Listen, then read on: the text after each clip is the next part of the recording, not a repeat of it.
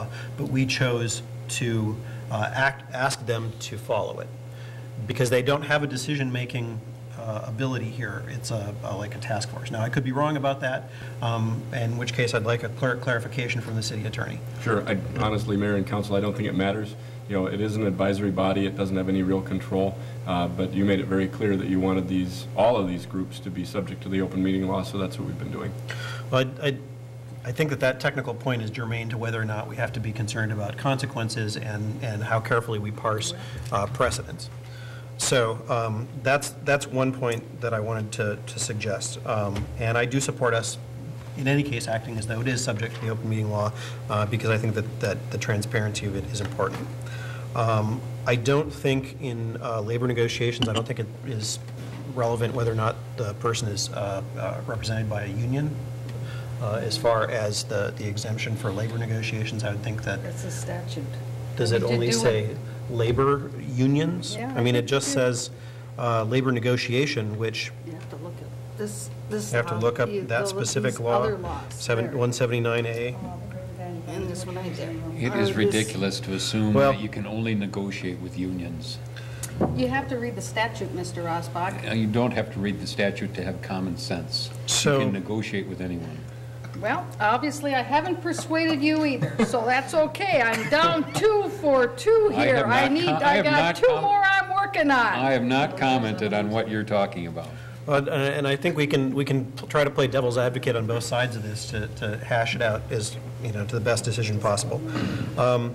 To my mind, there is a difference between the deliberations and the questions, and I think the example of a political questionnaire is an interesting one to think about because while anybody may see the questions on those political questionnaires, it may be more important to know what is the motivation of the people asking them. I mean, if the questionnaire says, what do you think about the prevailing wage ordinance? Well, if you know what the position of the people asking the question is, you may have a sense of how you should spin your answer in a way that is better received. So similarly, you know, if one of these panels says, well, we'd like to ask, you know, what do you think is in your estimation, the most important issue in Maplewood? Well, if the panel goes on saying, well, we care the most about A, B, and C, they may give a sense of the kinds of direction that they would like that answer to go in. Whereas otherwise, you know, if they really want the candidate to be speaking extemporaneously, then giving them that advance notice of the context of the question could be bad for them. Now, the flip side, which is an argument I haven't seen brought up on this, is a question, I guess, of I get, for lack of better word, the possibility of leaking. I think that if we have, I don't know who the candidates are, but if we suppose that some of them are from Minnesota, some of them are from outside of Minnesota, and we have a range of people with degrees of involvement in the community, in businesses, members of the city staff, it's possible that there are applicants that are acquainted with members of the council or members of the panels. And so the devil's advocate thing that I would put out there is, could we create a situation that would hurt the strength of the ultimate city manager in terms of